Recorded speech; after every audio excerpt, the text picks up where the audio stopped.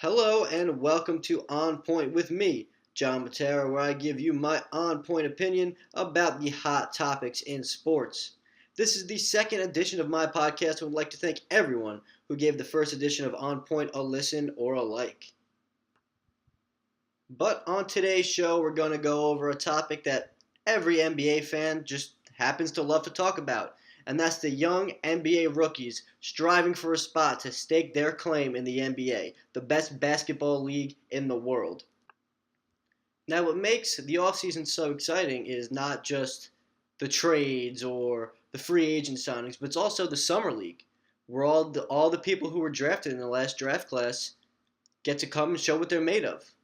And quite frankly, this summer I think it was a great display of all the young talent that the fans of the NBA have to look forward to in the future. Now, this year's NBA draft was filled with youth. There was a record-setting 16 freshmen taken in the first 30 picks of the draft. This draft was loaded with players who have tons of potential, and since those players are so young, teams who are looking to rebuild just couldn't wait to snatch up a young talented player to build around for the future. At number one was Philadelphia 76ers pick Markelle Fultz, an elite point guard who got the ball rolling for the rest of his draft class. At number two was the controversial Lonzo Ball, who continued the trend of teams looking to rebuild around an elite point guard. Other teams such as the Sacramento Kings and the Dallas Mavericks did the same when they drafted DeAndre Fox and Dennis Smith. Now, after the draft, a couple weeks go by, and we really get to see what these young draft class rookies are made of in the NBA Summer League. And what's great about the NBA Summer League is we get a chance to see players who maybe didn't get enough shine going to the draft, and we also get to see the players and the star players and the star rookies, and we get to see if they live up to their hype. It's always a fun time watching the NBA Summer League because it's all the young, hungry players that we will be watching for years to come. On NBA's website, they posted the Kia Rookie Ladder at the end of the Summer League's conclusion. They've ranked the top 10 rookies who look the best coming out of the Summer League. Today, I'm going to take a look at this list and talk about how these players did and what I feel that they can do for their teams in this upcoming season. Now, to start off the list today, put at number 10 is Phoenix Suns draft pick Josh Jackson. Now, before we get into what Josh Jackson did in the Summer League, we're going to get into maybe some of his past accolades. Now, Josh Jackson played for Kansas for the 2016-17 season and was honored as the Big 12 Freshman of the Year. He averaged 16 points, 7 rebounds per game, and 3 assists per game for Kansas. He was then drafted number 4 in the NBA draft, and he really showed his potential in the NBA Summer League. Now, something to take note of is in the Summer League, he played as a small forward, and in college, he played as a power forward, which makes him very versatile. He could play that big man role and go for that rebounds or stand under the rim, or he could go play as a small forward and pretty much just be an all-around player, take the shot, get under the rim, get the rebound, and just kind of run the floor in a different kind of way. It's very valuable for teams to have. It's very valuable, especially when it's a young player who could be an asset in 2 different positions. Now, during the NBA Summer League, he scored 17.4 points per game and averaged 9.2 rebounds per game. Now, that just goes to show that he's able to go get that rebound. He will make that extra effort maybe after a missed shot to go up and get the ball and get that offensive score and score a bucket off a bad shot, or even on defense where he goes up, grabs a ball, gets that stop so he could trigger instant offense. Now, something to notice about Jackson is he's got a good jump shot. He showed he could hit some threes. He's got a good mid-range jump shot that's also there. He has a really well-developed ability to get inside, finishing at the rim with a layup or a nice dunk. His leaping abilities not only helps with that, but also helps with his rebounding. 9 rebounds is no joke. Whether it be on defense or offense, Josh Jackson just seems like he's one of those players that will translate really well into the NBA. And for the Phoenix Suns, they're getting a young player who works hard at both ends of the floor. I can see Devin Booker and Josh Jackson coming into their own and being a force to be reckoned with within a few seasons, of course. And honestly, as I mentioned last week, Josh Jackson is also involved in those Kyrie Irving trade rumors. And I would assume the Cavs are interested in getting Josh Jackson just in case LeBron James leaves after next season. I mean, if the Cavs are considering Josh Jackson as a replacement for LeBron James in Cleveland, then you know what? That speaks for him, and that's how I see it. They would be trying to get Josh Jackson for Kyrie Irving just as something secure for if LeBron leaves at small forward. They want a leader. They want somebody who they can build around and somebody with a lot of potential. And that just so happens to be Josh Jackson. Now, I definitely think Josh Jackson is 100% a player that you should definitely be looking out for playing on the Phoenix Suns in this upcoming season. But to continue on to our list that we're looking at here, we have coming up next Luke Kennard of the Detroit Pistons. Luke Kennard was drafted number 12 in this year's NBA draft and went to debatably the most iconic college basketball school in the nation, Duke. He went there from 2015 to 2017, and during his time there, won the ACC Tournament MVP in 2017 and put up 19.5 points per game for the Duke Blue Devils. He's an elite scorer from the inside and especially on the outside. And honestly, if I'm going to make a comparison, he reminds me, quite frankly, a lot of a former Duke Blue Devil named J.J. Redick, who's been consistently in the league shooting threes and hitting buckets for the past 10 years or so. And in the Summer League, Kennard did very, very well, putting up 17.2 points per game and shooting 46.5%. He is a deep range threat. He dropped 24 points in one game in Orlando in the Summer League title game.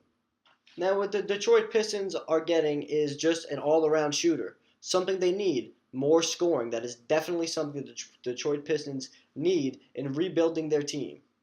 And although the Detroit Pistons have been a struggling team over the past few seasons, I think that adding Luke Kennard to the Pistons is a good addition.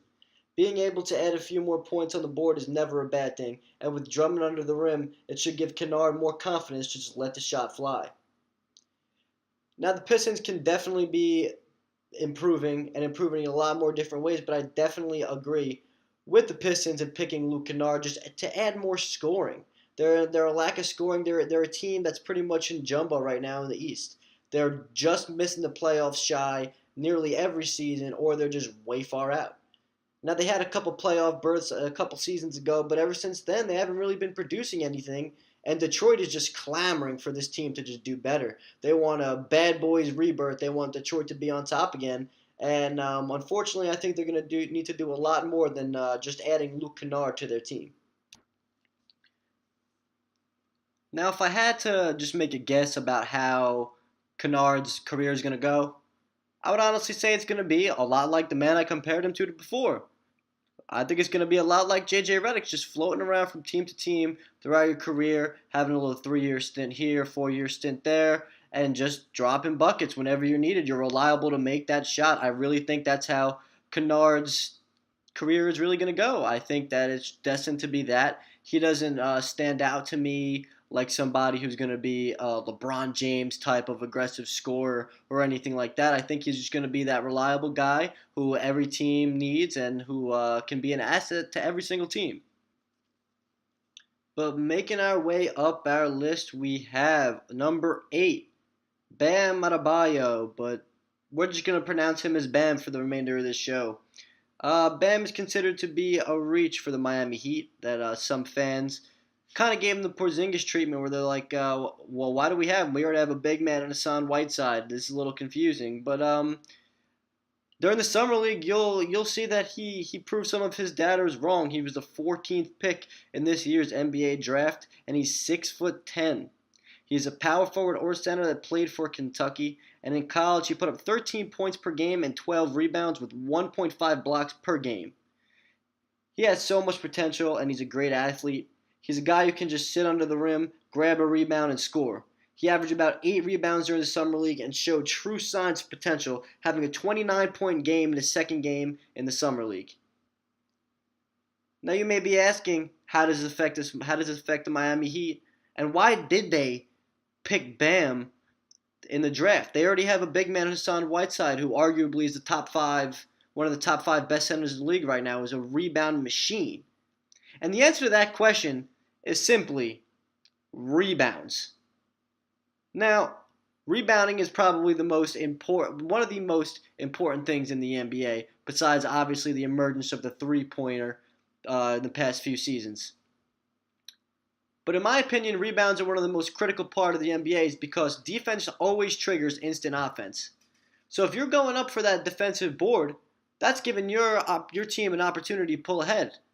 And if you're going and you're grabbing an offensive board after one of your teammates missed a shot or something, you're giving your team a second opportunity to go and score another two, or maybe go for that extra point and get a three.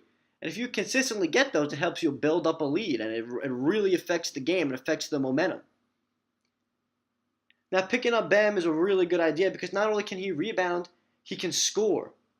He really, really can score. And this is really good for the Miami Heat because he can score, put points on the board while Hassan's getting the rebounds, and even rebound while Hassan Whiteside's scoring. Maybe let Hassan Whiteside focus a little bit more on dominating the paint and just dunking over people or getting that easy layup. Now, I'm really, really excited to see Bam in this upcoming season because I think him as a big man can really maybe revitalize a big man game. He seems like a true power forward and a true center that I'm really excited to watch in this upcoming season. Now at number 7 on our list that we're looking at today is Donovan Mitchell. And Donovan Mitchell is a shooting guard picked 13th in the draft by the Denver Nuggets. And although he was picked 13th and originally positioned to be on the Denver Nuggets, he was traded to the Utah Jazz for forward and fellow draftee Tyler Lydon. Now in college, he went to Louisville and put up 15.6 points per game, 2.7 assists, and was awarded first team All ACC. Now, from what I saw from Donovan Mitchell in the summer league, he's a good player that could finish on both ends of the floor. On offense, he's able to score and has a good shot on him and can get up to the rim. He really stands out in his drive on defense. Now, what really stood out to me is when I was doing a little bit of research on him, is that he really takes defense very seriously. Now you look at some players that get really criticized, such as James Harden for their lack of defense, or sometimes Steph Curry for their lack of defense. But with Donovan Mitchell, you're getting something different. You're getting a shooting guard that wants to excel on defense, kind of like a Kawhi Leonard. And in a recent interview, he actually stated that he wants to be on the first team all defense before the end of his NBA career. And in my opinion, he can really do that because he's a young player who clearly has a lot of drive. Now, in the Summer League, he scored 56 points and had 12 steals in 65 minutes of Summer League play, including 37 points and 8 steals in a game against the Grizzlies.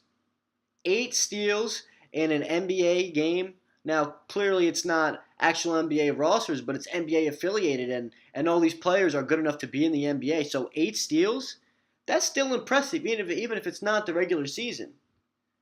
That's really hard to come by. That's very rare for somebody so young to take that much interest in the defensive game. Now the Utah Jazz are definitely getting an excellent rookie in Donovan Mitchell. I really think that with the loss of Gordon Hayward, they picked up a good not replacement, because honestly, I don't think Donovan Mitchell is, obviously he's not as good as Gordon Hayward is. He's a rookie coming into the league, but I think that they made up for some of the loss that they acquired with losing Gordon Hayward to the Boston Celtics. And as I said before, defense creates instant offense, and with him stealing the ball like he is, that's just going to produce into more scoring for the team. And with the team clearly trying to rebuild, that's great. They built around Gordon Hayward for the past couple seasons, and now he's gone. They need to look for a new player to rebuild around. Now, whether or not Donovan Mitchell is that, I'm not to say, but he's definitely a good role player and somebody who could be looked at as somebody who can be reliable on defense as well as offense.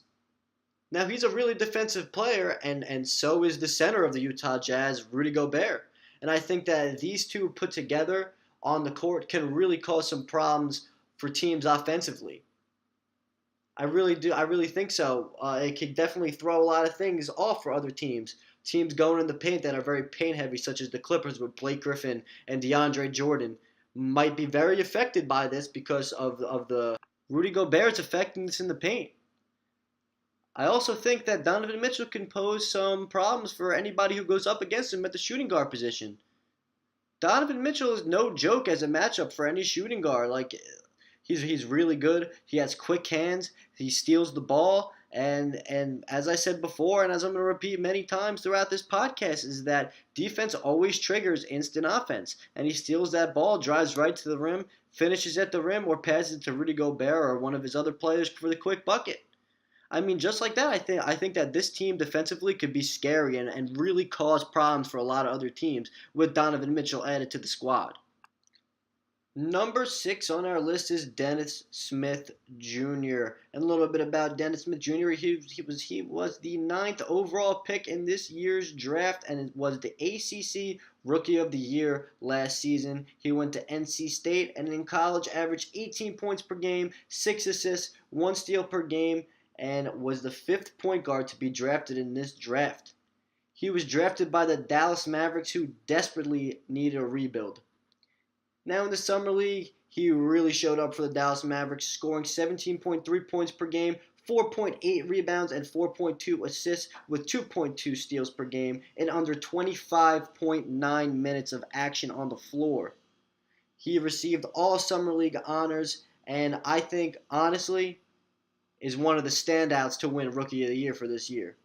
And in my opinion, I think that is because he does everything on the floor, both offensively and defensively. And rebounds as a point guard is something that's very useful for any team. It's very useful for any team because if the center doesn't grab the rebound and the point guard has the hustle and drive to go up for that board, that's great. That gives you an opportunity to score or gives you an opportunity to get the ball and go make a drive or go for a bucket on the opposite end of the court. Now he's also an elite scorer with 17.3 points per game. Can get to the rim, can take the shot, will take the threes. He'll do anything he needs to get a bucket in. And he's also not a ball hog. He passes the ball. Now, when he knows he's the main scorer on the team like he did in the Summer League, he's gonna have less assists, but 4.2 assists per game isn't too bad. I think that shows that he has capabilities of sharing the ball with his teammates, like Nerlens Noel, like Seth Curry, like Dirk Nowitzki. I really think that he can be an asset to the Dallas Mavericks. And speaking of the Dallas Mavericks, like what are they getting out of Dennis Smith Jr.? I think they're getting a solid player that they can develop a team around. I think that this right here should be the start of a rebuild for them. I think that for the past couple seasons, Dirk's been getting old and they've just been floundering, making weird mid-season moves like picking up Nerlens Noel. Now, Nerlens Noel is no way a bad player, but he's a role player. And he's a role player that can be very efficient with somebody, in my opinion, like Dennis Smith Jr. I think that the supporting cast of the Dallas Mavericks is young. I think that they want to get better, and I think that, of course, they want to improve. And with Dirk Nowitzki retiring soon, I think that leaves room for a rebuild. Now, I think they should have been rebuilding the past couple years, and I think that they've been in the process. But with Dennis Smith Jr., as I said before, I really think that this is a good first start. I think it's a good start for the Dallas Mavericks, and I'm happy that their future is looking a little bit brighter. Now, I don't think Dennis Smith Jr. being added to the roster will give birth to any kind of playoff runs for the Dallas Mavericks anytime soon. But you never know. Maybe he could turn out to be a surprise player and just be so good he takes them all the way to the playoffs. But that seems to be wishful thinking for anybody who's a Dallas Mavericks fan out there. But in my opinion, wait a couple seasons, and I think Dennis Smith Jr. and the Dallas Mavericks could be showing up in the playoffs maybe in 3 or 4 seasons or so. Now, so far, we've made it about halfway through our list for today here On Point with me, John Matera. But coming up next is number 5 on our list, Caleb Swanigan of the Portland Trail Blazers. Now, he's a power forward from Purdue who was the 26th pick in this year's NBA draft. And in college, he's put up 18.5 points per game and had 12.5 rebounds. And he's a rebounding machine. He honestly is very, very good on the defensive end and as well as the offensive end. He is just a tenacious rebounder. Reminds me a lot of Hassan Whiteside going up and trying to grab those boards any way he can. Now in the NBA, it's very slept on, as I stated before, the importance of rebounds nowadays. And it took his rebounding took the Trailblazers to the Summer League championships. Now, yes, they came up short. But in the summer league, he scored 16 points per game, had 10 rebounds per game, and was one of the elite rebounders throughout the entire summer league season. Now, obviously, there's a lot of potential for him in this NBA league, but what does this mean for the Portland Trailblazers? It means that Lillard and McCollum, they should feel more comfortable letting the shot fly, like I stated before about Kennard and Andre Drummond. Now, it seems like Lillard and McCollum have just been carrying the Portland Trailblazers for the past 2 seasons, and quite frankly, they have. Now, adding another big man could really help this team out. Can really help break out of that maybe making it to the playoffs that they've been in for so long. Because quite frankly, Damian Lillard can't do it. Damian Lillard cannot lead a team where he doesn't have enough supporting cast to really make that push for a deep playoff run. Now, adding Swanigan adds a big man that has the potential to be very efficient in the NBA. 10 rebounds is nothing to laugh at. It's nothing to look at. Like many other players on this list, and these young players, they're just willing to make the extra effort. And now they're not he's not a one-dimensional big man either. He can really score. He gets in the paint. You can run an offense through him, which is very important. It's very important for a big man because you can be scary in the paint.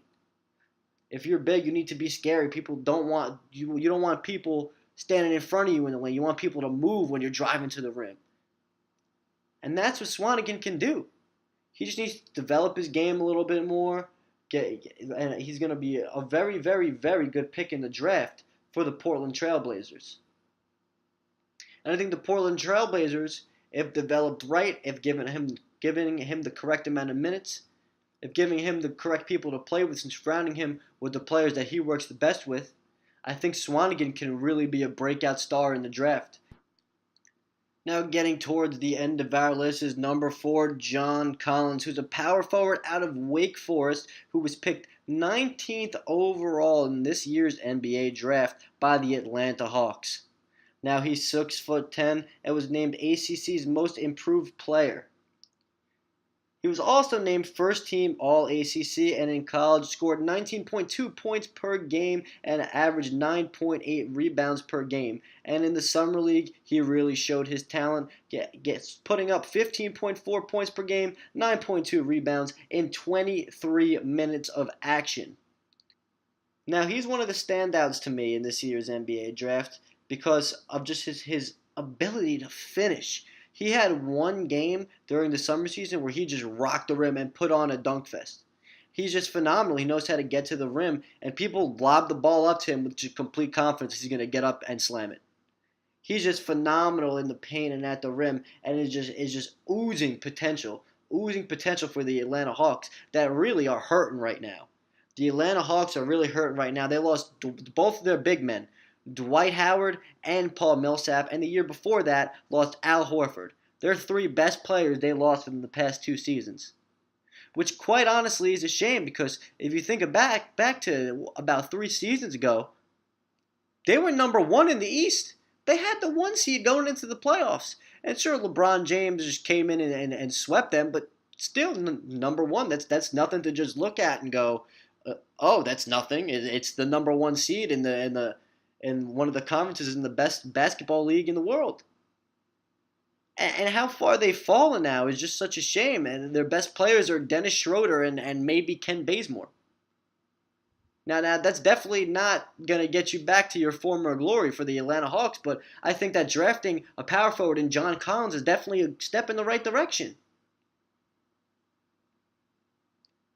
I think that with his rebounding capability and his explosiveness on offense, he could really make a difference for the Atlanta Hawks.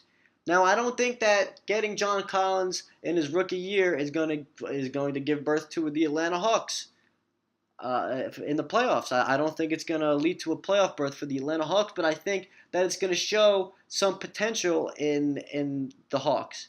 I think that building around John Collins is a good idea, and as I stated before, their 2 best players are Dennis Schroeder and Ken Bazemore, in my opinion at least. And as I don't think they're players to build around, but they can also be an asset. They can be efficient on a team, not a team that's building around them, but as role players, as feeding John Collins and running the offense through John Collins and scoring when they need to and giving him a break when John Collins needs it. I think that adding John Collins to the Atlanta Hawks is definitely a positive thing for the Atlanta Hawks, and they're going in a positive direction with the team, and they're doing the best that they can with this upcoming season. And up next at number 3 is power forward Kyle Kuzma. He was the 27th pick in the NBA draft, chosen by the Brooklyn Nets, but later given to the Los Angeles Lakers. He is 6'9", was named first team All Pac-12, and went to the University of Utah. And while there, scored 16.4 points per game and 9.3 rebounds. And during the Summer League, he scored 21.9 points, 6.4 rebounds per game, and was awarded the Summer League Championship Game MVP. And during that game, he recorded a double-double, scoring 30 points and putting up 10 rebounds. Now, throughout the Summer League, nobody was really looking at power forward Kyle Kuzma in the Summer League at all, or as a Los Angeles rookie really at all. All eyes were on a man we're going to get to on this list later, Lonzo Ball. Now, he surprised a lot of people, showing fire, explosion, and the ability to finish at the rim. Now, that's very important for the Los Angeles Lakers, as they do have a lot of big men that